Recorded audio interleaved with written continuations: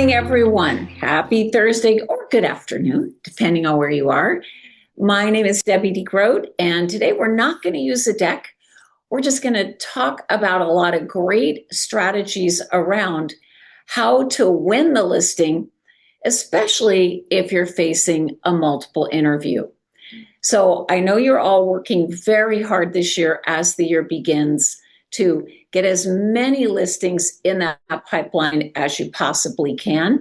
The great news is, at least in the parts of the country where they're not buried under snow and ice, we are actually already seeing an increase in come list me or interview requests. Now, unfortunately, everybody knows more than one agent. So I think even when it is a past client, a sphere, possibly even a family member, we would be wise to assume that we might be competing. We would be wise to assume that we should be extremely prepared and we shouldn't wing it. You know, there's a saying in business, a predictable process will produce a predictable result. So we're going to talk today about some pieces that can be predictable in your presentation, but it doesn't take away that connection and that engagement of the homeowner. It's not stale, it's not stiff, it's not a pitch, because we really want you to shine as their advocate, as their partner, and as their wise advisor. So we're going to go fast, but please know that we are recording this. And just the fact that you guys registered to be here with us today, that will automatically trigger the recording and also a gift of some scripts that I'm going to send you as well, because I'm going to cover those scripts today, and I know you won't have time to write them all down, right? And so, Jan, yes, I know it's interesting that there are spots and pockets. By the way, good to see you there, Jan. Spots and pockets across the country. And that's what was predicted at the end of the year by our team of Goldman Sachs advisors. They said this will be an improving year. Now, I don't know if they're going to be, who knows if they're accurate or not, but I've heard as much as maybe 20% increase potentially in inventory. So not back to normal, but a little bit of they called it a normalization of the market. But they also explained that it would hit different pockets. It's not going to roll out all at the same time. And I think, Jan, some of that really is seasonality in certain markets. And then sometimes the weather does slow things down. But that doesn't change the fact that those sellers might be there just waiting for the spring, right? So this is the time we want to get ready before that surge happens, because if you do the math, and I want you guys to think about this for a minute, and it would even be fun to have you type it in the chat box. So I want you to think about, what is your average commission per listing? So not the percentage, just the dollar amount. Is it 5,000? Is it 10,000? Is it 20,000? What is your average commission per listing? And then if you think about the fact that let's assume you are really good at taking listings and you take 75 to 80% of what you go out on. Well, how many did you miss last year? Maybe you'll say, well, there were 4 I didn't get. Well, if it's 4 times 10,000, you lost 40,000. There were 6 I didn't get. Well, that's 60,000. So while even an 80% ratio is great, I want to encourage you, keep striving. I often say, let's strive for 98.6% taken. Why not 100%? Sometimes you don't want them, right? There are definitely a few out there you may not want. So whatever your ratio is, keep striving to improve. Last year was the year of the grind. This year is the year of efficiency and systems. So having a system around your listing process will help you produce that more predictable result. There's a good friend of mine, his name is David Lawson. He happens to be the #1 agent for EXP in the country. I coached David for many years. I've known him for a long time. And David is absolutely process driven on his listing performance. And I'm going to give you the highlights of what he does to take the massive amount of listings that he takes every year. So I interviewed him not long ago, and he shared a thought. He said, part of this is mindset. He said, I wake up every day and I say to myself, who is going to be my listing today? Now, does he take a listing every single day? Sometimes, because he's awesome, but not always, of course. But see, that mindset is not, hey, I'm going in to make some dials. I'm going in to see what shows up. No, it's, I'm going in today to target market, to make the right calls, to reach out and follow up. I am going to find a listing today. Kind of a simple mindset, but why not, right? Why not? The next thing is he is a huge fan of having a pre-listing, or let's call it a pre-appointment package. So does that matter? I do. I do believe that it does. My husband and I have always used a pre-appointment package. And you know what, guys? I get it. Some of your customers, they may not read it. They may not study it. But you know what? When that's delivered to them, I think of it like the thud factor. It's like, boom, here it is. Many of our top clients here at Forward are big believers in doing this pre-appointment package. And this is how they set it up. And in fact, I have a script for you, which will be on the way for you tomorrow. Mr. Seller, to ensure that our appointment is efficient and to give you a chance to get to know me and what I'm going to do to sell your home, I'm going to send over a packet of information. Then when I arrive, I will tour your home and we can decide together what is the maximum price the home will sell for. It's only a few pages. It will give you a lot of valuable information. Will you take just a few minutes to review it before we get together? And after reviewing, if you have any additional questions or data you feel you need before our appointment, please feel free to call me.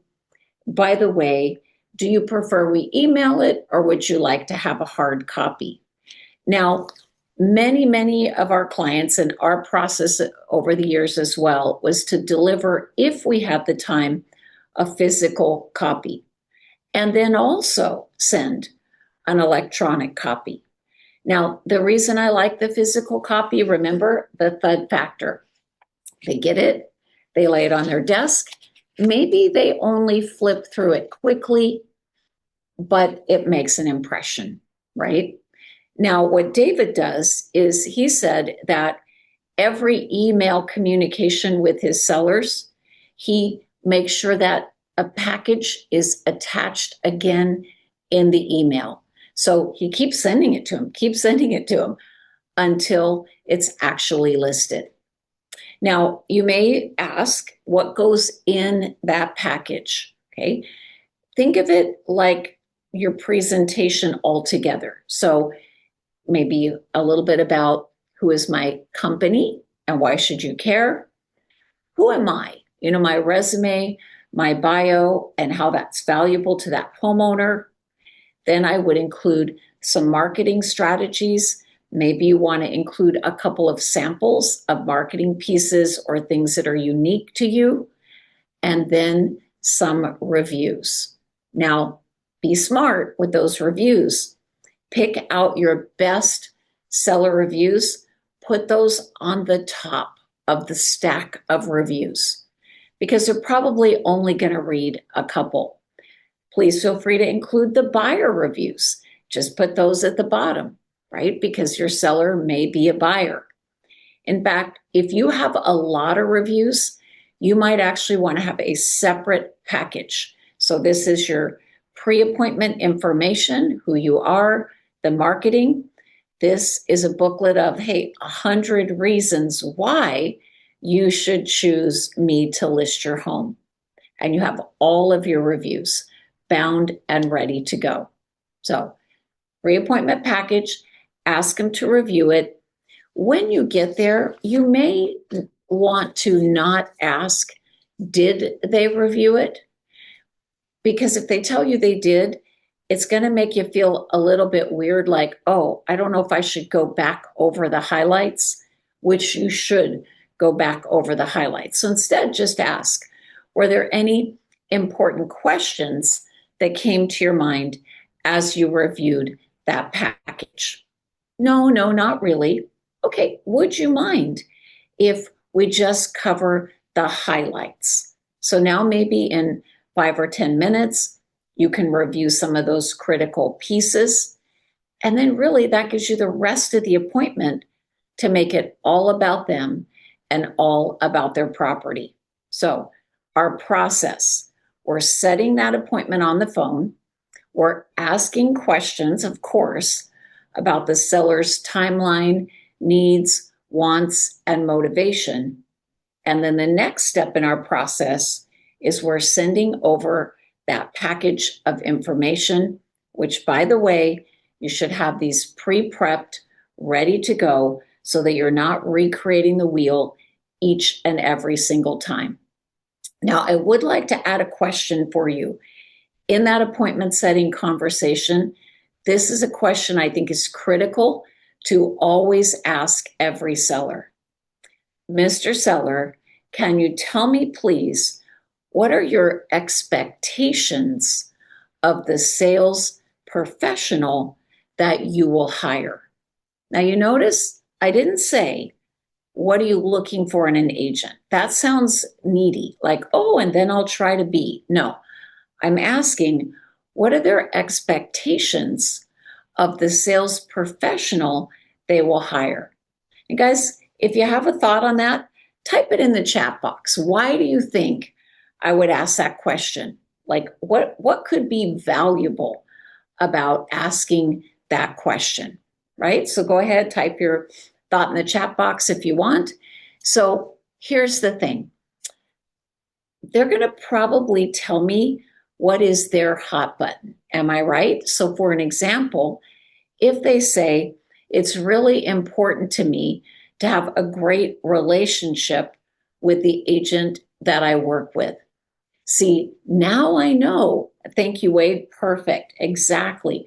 Now I know that when I go to that appointment, I need to lean a little heavier into talking about how we're going to communicate together, right?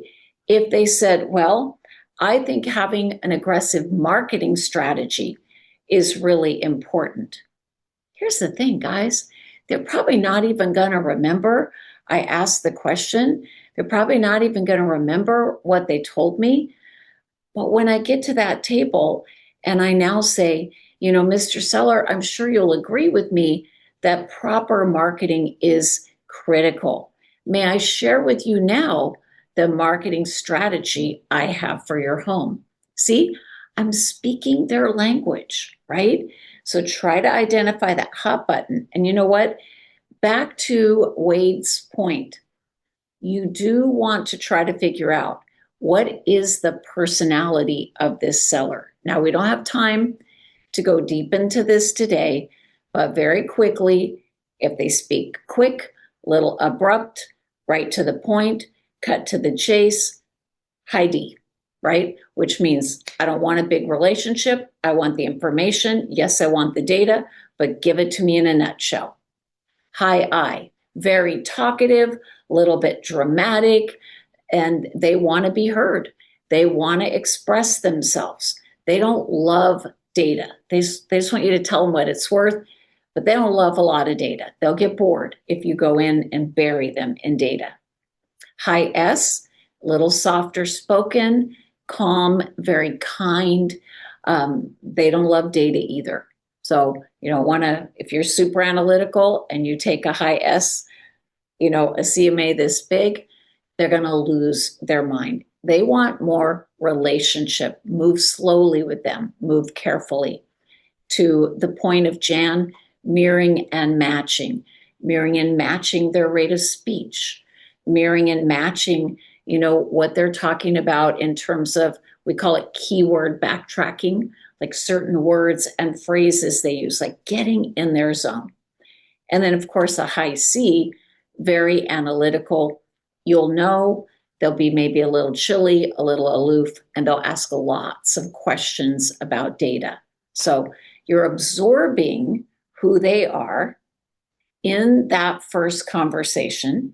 You can look up or ask what they do for a living, which will also give you a little bit of an insight. So, Jan, if they say they are an accountant, you're going to assume that that client is analytical, right?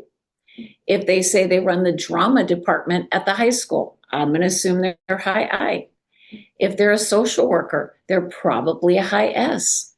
A lot of CEOs of corporations, of course, are going to be a high D. So it's not as hard as it seems, but think of it as part of your process, because remember, predictable process, predictable result, asking the questions, dialing up or down your style of communication, not because you're phony, but because you're trying to speak their language, getting that pre-appointment information in front of them. Okay. Now, next step of the process. I call it the marketing begins at the curb. So, high S is steady, amiable, by the way, Carlos. I is influencer. D is driver. C is cautious or analytical, right? And all of you can go to our website, our Forward Coaching website, absolutely for free. You will see the link to take the DISC assessment, and you're welcome to use it, share it with your friends, share it with your kids. I don't care. It's there for you guys to use, and it will help you understand it. Okay? So, next step. I drive up at the property, and we know that most sellers may have spent the weekend mowing the lawn, power washing the driveway. They ran to Home Depot. They planted a few flowers. They were getting the house ready for you. Do you know what sometimes happens? Is an agent arrives, they get out of their car, and they're doing this. They're on their phone, they're typing, or they're talking, or they're doing this. And the seller's looking out the window thinking, you're not even looking at my house. Strike one, you just broke rapport. Now, if you break rapport often enough in that appointment, you are not going to win that listing. Not likely. So what do you do instead? Take that as almost like an assumptive technique moment where you're looking around, you're maybe taking notes on a clipboard, you're taking a couple photos of their landscaping. You're probably never going to use it. But you know what? You're showing them that you're paying attention to the property, you're already engaging and taking ownership of the marketing of that property, and you just stepped out of your car, and they feel acknowledged and that their work is appreciated. So simple, right? So be careful though. Don't break rapport in that very simple, easy moment. So now we walk into the door and they want to give you the home tour. Many, many listings are lost based on what is said on this home tour. So if you've ever lost a listing because you said the wrong thing, we've all done it, right? We have all done it. So here's what we need to do instead. As you're going through the home tour, again, assumptive language, Mr. Mrs. Seller, when we market your home, I would love for you to have the drapes open here in the master. We really want to showcase that view. So I'm acting as if we are going to work together. Oh, let me take a photo of this. I just want to remind my marketing person that we really want to highlight this feature when we do the marketing. I'm just excited, right? They're showing me through. Now, what may happen is a seller might say, well, what do you think I need to do to sell the home? You know, that's a great question. May I ask you a question?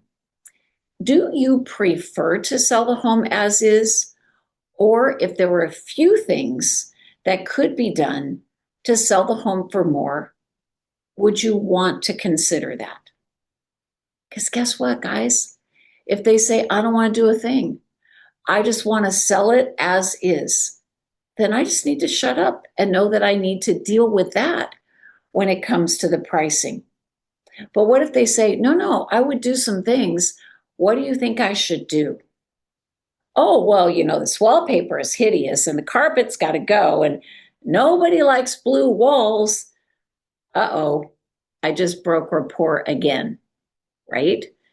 Because, you know, maybe somebody has, you know, a house that's ugly and they know it's ugly, but do they want you to tell them it's ugly? No, they don't.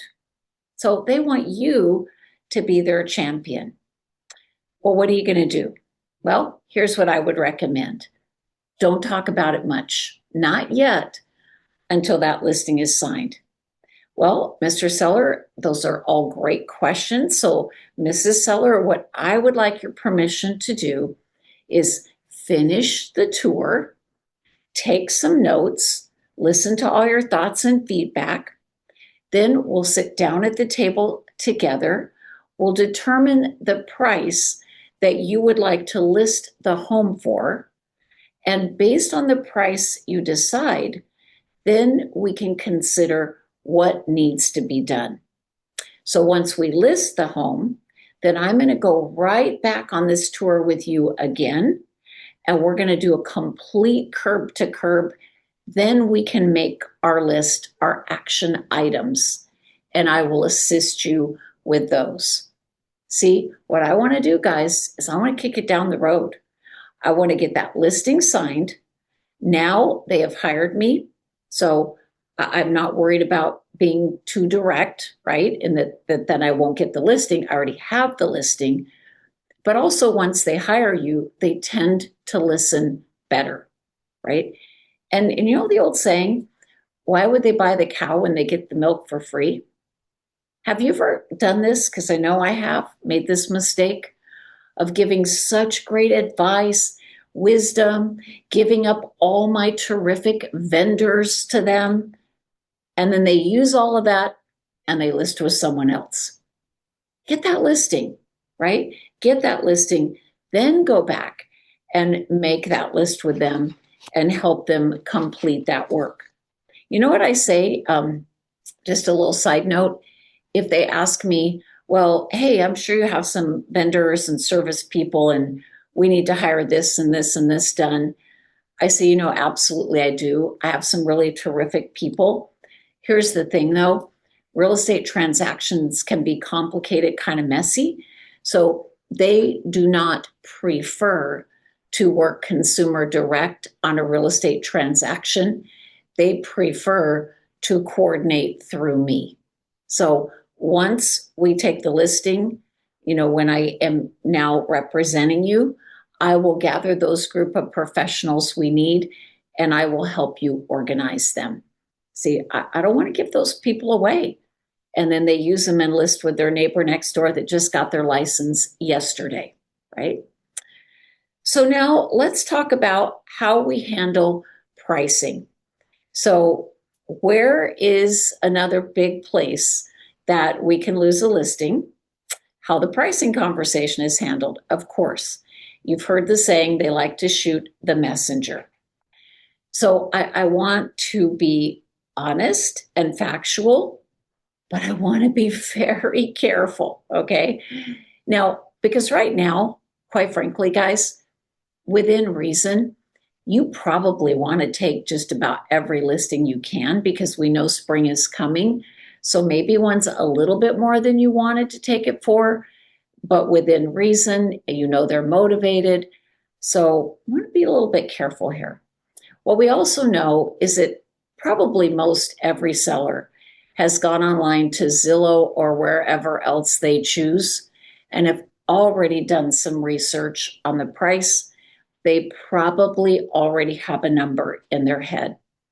When I'm asking those questions as I'm setting the appointment, part of my process is to ask them, what number did you have in mind that you were hoping to sell the home for? If they tell me, I don't need to comment on it. I just write it down. But see, now I know. If they won't tell me, if they say, oh, well, we don't know, or, well, that's your job to tell us, not a problem. Did you have a net cash figure you were hoping for? I'll try one more time because I'm going to know what they owe. Now I know what they want a net. I can do the math. Sometimes, though, you can't get it out of them, and that's okay. We don't want to press it, but I like to know if I can. Now, when I'm sitting there with them and we're reviewing the data, don't bury them with data. I was always taught, and it made sense, show them 5 active, 5 pending, and 5 sold. And that's probably enough. Now, if you think you have a highly analytical seller and you feel you should take a little extra data, by all means, go right ahead. But you don't have to put it out on the table right away, just if you need it. Because sometimes with a highly analytical seller, they'll just mire themselves in that data and they won't make a decision. So clean and simple, right? I would also like to ask you, stop using the word comp, because guess what? They don't agree. When have you ever said, your home comps to the one that sold down the street? And they said, oh, yeah, you're right. No, they don't say that. They say, no, it doesn't. No, it doesn't. My house is bigger. My house is better. My house is prettier. So guess what? You just broke rapport again. So you offended them subtly, sure, but you still did. So what if you broke rapport at the curb because you didn't look at their home? You broke rapport on the home tour because you said their wallpaper was ugly. Now you broke rapport because you told them their home comped to the neighbor and they don't agree. You're already 3 strikes in and you barely began. So be careful. So instead, what I would like to do at this point is share with them, Mr. and Mrs. Seller, as we are reviewing the data of what others in your neighborhood are listed for and have sold for, I want to share with you that I have 3 pricing strategies for us to consider. Strategy number 1, I call it less is more. So we go a little bit under where the data indicates, hoping to drive a frenzy, potentially multiple bids. It's actually quite effective if you're comfortable with that strategy. Strategy number 2, pricing to the data. So we examine the market. We know exactly where an appraisal is likely to come in. And we price to that number, which means more likely to have a reasonably quick sale, easy to justify our number, easy to achieve a high full value appraisal. Now, strategy number 3, I call it the retail pricing strategy, where we price as high as we feel the ceiling might be, pressing on that ceiling of the market. And then we carefully watch the response over 2 to 3 weeks. So based on your situation, which strategy do you prefer? And you know what? 50% or more of the time, they're going to say, I want the retail strategy, right? And you say, okay. So based on that strategy, we are potentially in a range of X to X. So where in that range would you like to begin? See, you're tenderizing the homeowner to this pricing conversation because you're engaging them, you're involving them. Guys, it makes it so much easier. Remember, there is no perfect price for a house right now. This market is so difficult to predict. That's why we can talk about a range. That's why we can set an expectation that within 2 to 3 weeks, if the market is not responding, then we're going to have a very strong conversation about Mr. and Mrs. Seller, what you want to do next. But here's the thing, guys. I would not say to them, we could try it. Like, they don't like it when you say that. In fact, a part of my scripting is, Mr. and Mrs. Seller, I want you to understand something. I am absolutely going to fight for the price that you want. I'm going to fight to sell the home at the highest realistic price possible. Because you see, when I achieve that, you earn more, I earn more, and also you're happy with me. And you'll use me again, and you'll send me referrals. So please understand, I'm going to be your champion when it comes to trying to achieve that highest value. However, also, as your advisor, I need your permission to always be clear, direct, and honest about how the market is responding and what recommendations I'm making to get the home sold. And then it's up to you to decide what you choose to do. So I want to drive home the point that we are partners. I'm their ally. I am not their enemy. And that I am going to fight for that price. And if I give them that range and they choose the high end of the range, well, I want to set the expectation that in 2 weeks, we're going to sit down and examine how the market is responding. Now, guys, if it's a luxury listing, really high price luxury listing, it may need more than 2 weeks to test that market. But on most listings, within 2 weeks, you should be getting a feel for the response. And then 3rd week in, or about 21 days, by then, that is when the first price reduction should happen, right? If not even sooner. And then really quickly, because I don't want to sidetrack into price reductions too much, but small reductions, they're not good. A seller is probably not going to reduce with you more than a couple of times before they get mad and fire you. So make the reductions count. There was a NAR report years ago that said if a property is receiving 0 activity, statistically, it's at least 10% too high. If it's receiving some activity and no offers, statistically, it's at least 5% too high. So part of your price reduction process is ask for a 5 or 10% reduction, depending on what you think is appropriate. Don't accept less than 3 or 7%, right? Because you take those tiny reductions, absolutely not going to help you. Okay? So now I've sat with the seller and we've determined a price. Now comes the awkward moment, right? That many of you fear. I was with a group a week ago, and it was a pretty large group, about 300 agents. And I said, let's do a quick be honest. How many of you here in the room actually take the listing agreement with you? It was pretty shocking. Not very many. Oh, well, I DocuSign it to them later. Guys, that's not what salespeople do. They get that contract signed. They get them signed on the dotted line because you're there. You did an amazing job. They're in the moment. They're excited. Now we walk out the door. We're going to send you the contract later. The neighbor sees you leave. What's going on? Oh, we're listing our house. Oh, no, don't list it. My friend will buy it. right? We don't know what's going to happen when you walk out that door. So please take your listing paperwork with you. Be prepared to get it signed. And you know what? Don't hide it.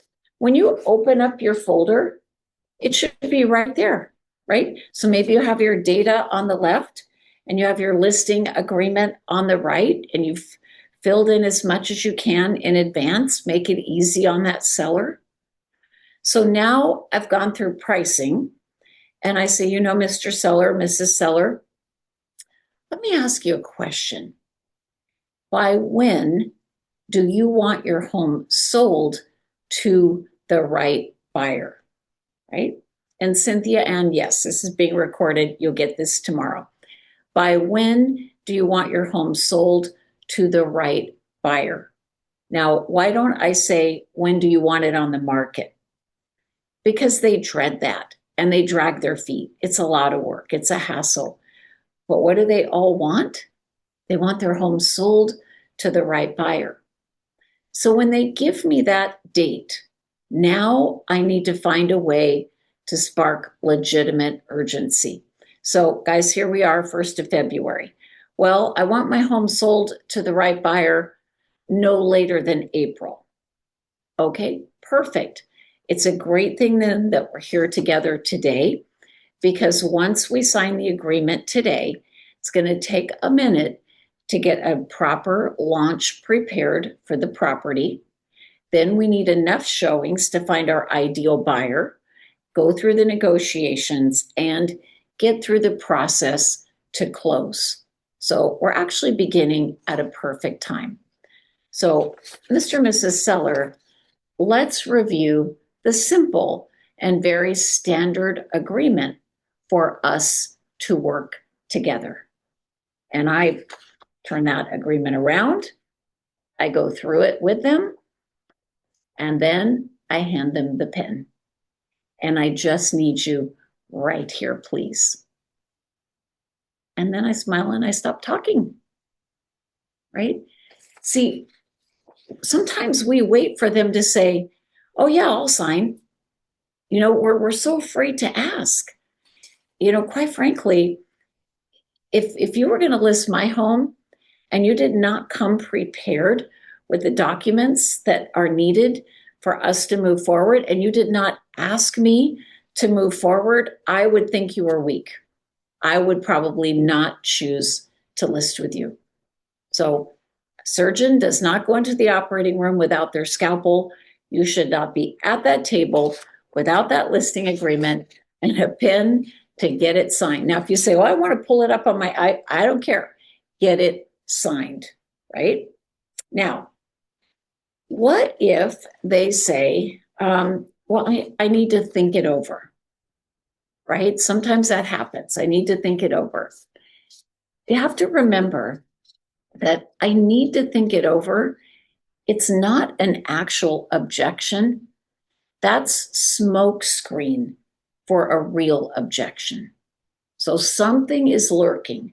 Something is not right, and they're not ready to make that decision. Now, I don't want to get aggressive and sit there and say, sign the contract, sign the contract. No, I don't want to act upset. I want to be patient. So in our scripting, and I'm going to find it here right at the page, we printed it out weirdly, but I know I've got it in here for you. Yes, I do.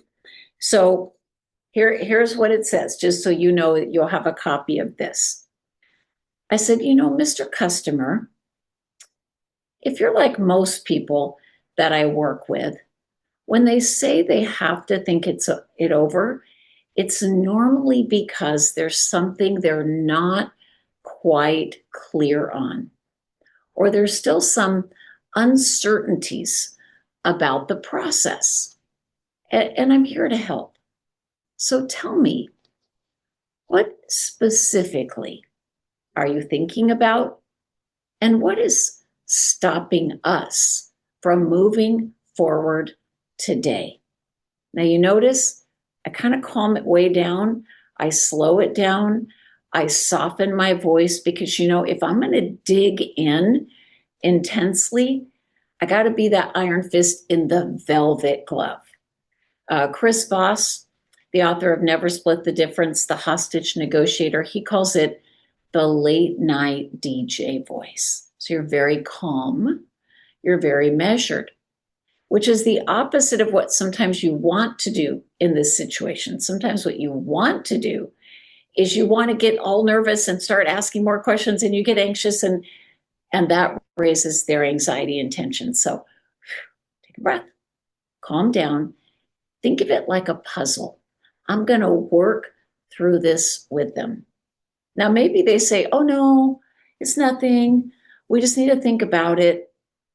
Now, I know I need to keep going, but I also need to be careful that I don't seem pushy. So here's something I've just always said. I do appreciate that it's a big decision. Before I leave, because when I say that, it's like, they're like, oh, she gets it. We want her to go. So they relax a little. Before I leave, I just want to be certain that I answered all of your questions. So can I just spend 2 more minutes with you and just do a quick review so I know I did a good job for you today? And they always say yes. And then I call it, in my mind, I call it my laundry list. And this is what I do. I say, first of all, please feel comfortable being very direct with me. It won't hurt my feelings, and this is important for you. So please feel free to be direct if there's anything you would like to share. And my first question would be, do you feel comfortable and confident that I can get the home sold for you? Well, yes. No, we think you're a great agent. We do. Absolutely. Perfect. Now, may I ask, are there any concerns or questions when it comes to the pricing? Are we in agreement on the price? And I'm just watching, right, guys? I'm just watching their face, their body language. Of course, I'm listening to their words. Then I'm going to ask, what about commission? Any remaining questions there? And I'm watching carefully because you see, as I go down that list, and I also ask about the marketing. So do they feel comfortable with me, which is in the script? Do they feel comfortable and satisfied with the marketing? Are we in agreement on price? And are there any questions or concerns about commission? Now, what if I get to the price and they say, well, we saw, I see the data, but we were kind of hoping for more. Like, bingo, we have a problem, right? Price is a problem. Now, I'm not going to stop right there and deal with it. I'm going to finish. Is there any other questions around commission? Because I may discover that, yeah, there are. And now I understand there's a price conversation and a commission conversation that we still need to have. So I might say, Mr. and Mrs. Seller, as we went through the list there, I could tell you don't seem fully satisfied with price and you have some concerns around commission. Can you please talk to me about that?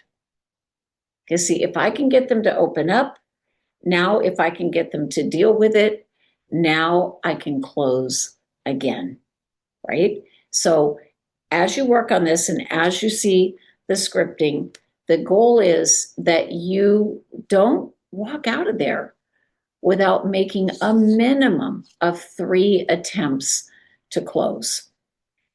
Some of you may be able to go 4, 5, 6, 7, 8 times. And the way to do it is by stopping calmly, asking questions, handling the objection or concern, and closing again. Now, someone asked, do I always ask if they're doing a multiple interview? I do like to ask that in the questions on the pre-screening. And sometimes people worry, well, if I ask that question, is it going to put it in their head when maybe they weren't going to interview?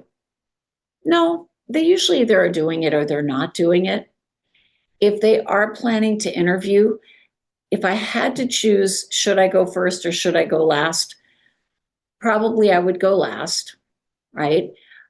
Because if they're set on doing those interviews, you go in first, they forget 90% of what you said in 24 hours. However, in the scripting, I do have a script for asking their commitment that they will not sign with anyone until you arrive. However, when I'm there, when I'm in that meeting, then I'm not talking about, hey, I know you're interviewing, or it doesn't stop me from going to the close. If they stop me, if they say, well, hold on, we were going to interview, I would say, oh, yes, that's right. Can I ask you a question? Now that you know everything that I'm going to do for you, do you really need to spend your time doing those interviews? Because if you feel comfortable and confident with me, we'll simply list the home today. I will reach out and contact those agents, let them know that we want to cooperate and we want to offer them the first opportunity to show the property. So all will be good. We'll have them on our side. Well, I really know we're going to choose you because this person is new, but we kind of made a commitment and I feel bad breaking that commitment, which won't come from a high D seller, by the way, maybe high S. I understand and really, really appreciate that you are a person of your word. The thing about our crazy real estate career, though, is the hours are crazy. Often we don't have dinner with our families. So while you might feel you're doing them a favor by keeping that meeting, even though you intend to list with me, actually, we're just wasting their time. And if we waste their time, they won't be happy. And then they won't be as likely to show the home for us. So why don't we do the right thing for you and for them? Go ahead and sign the agreement. And then I will communicate to them that we have signed and we want to partner with them on bringing any buyers that they have to the table, right? So commission, you all, by law, it's negotiable, which means you get to decide what you want to charge and they get to decide what they want to pay. And as you're going into that appointment, you already know what is the number that you're willing to work for. And then I would just suggest that you're prepared to have 2 or 3 great ways to overcome that commission objection. One of the things, and I do agree, Jan, it has become easier since the lawsuit because you can say, Mr. Seller, as your listing agent, this is the compensation that I am willing to work for in order to do all the things I do for you.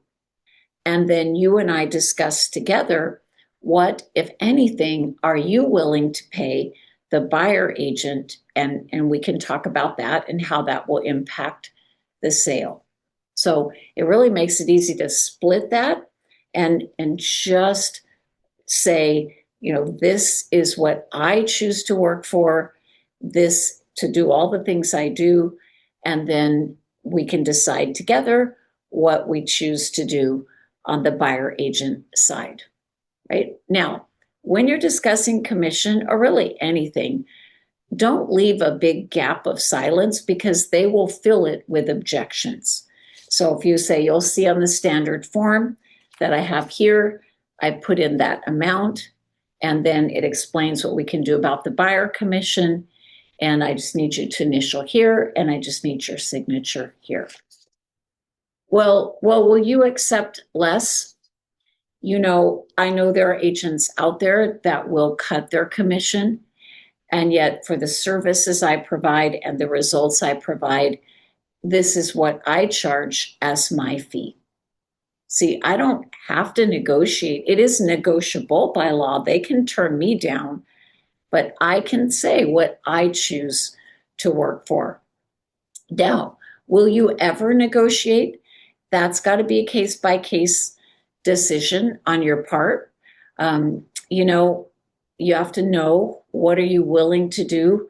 How far are you willing to go? Or it just does not make good business sense. So, if you're prepared, if you're professional, David Lawson, who I mentioned in the beginning, he said to me once, when I do my full process, even with a friend, a family member, it helps me achieve a better price and it helps me earn the commission I deserve.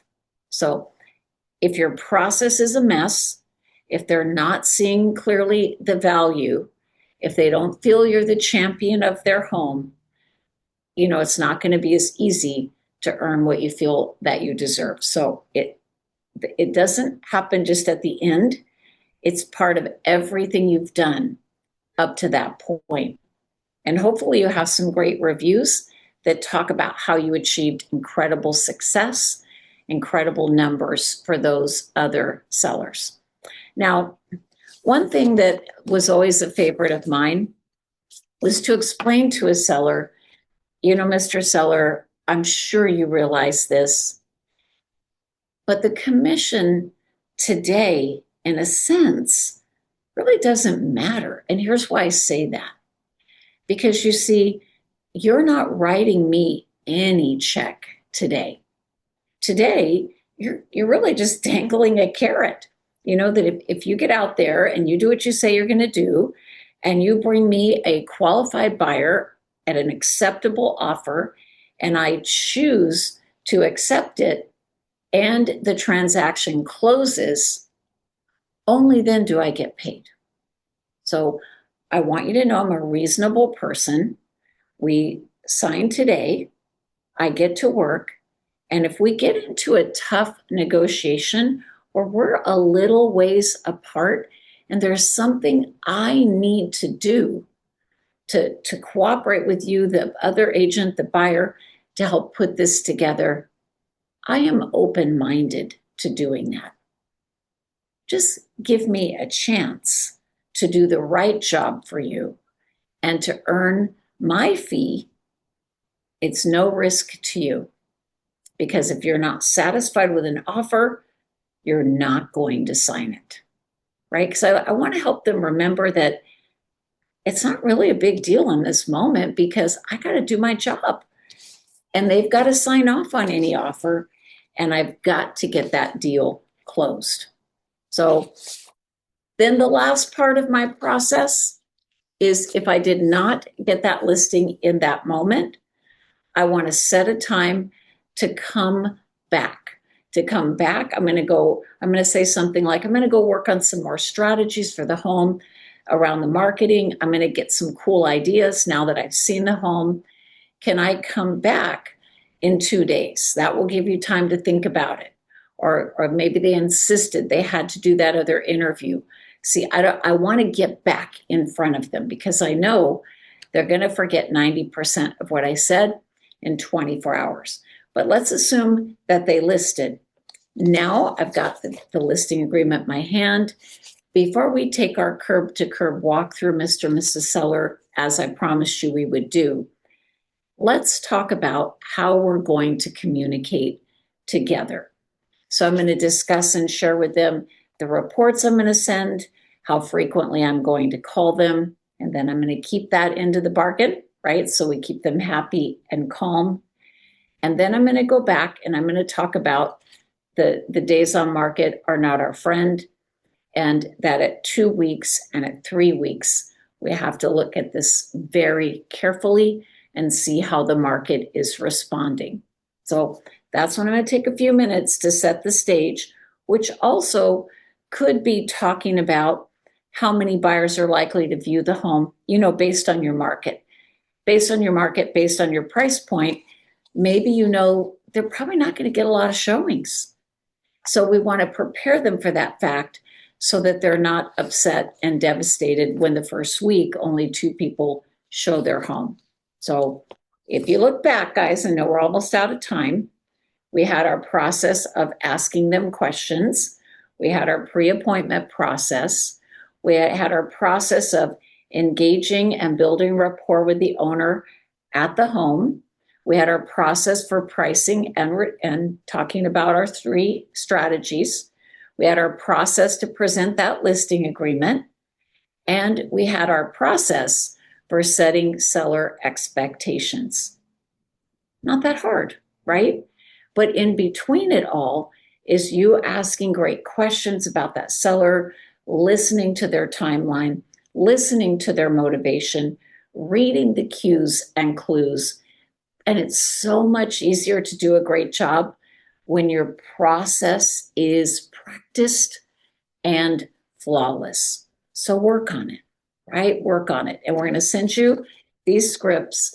And if you feel that you have some real gaps, whether around getting yourself to the table or winning those listings or getting those listings sold, our coaches are decades of expertise in all of those areas.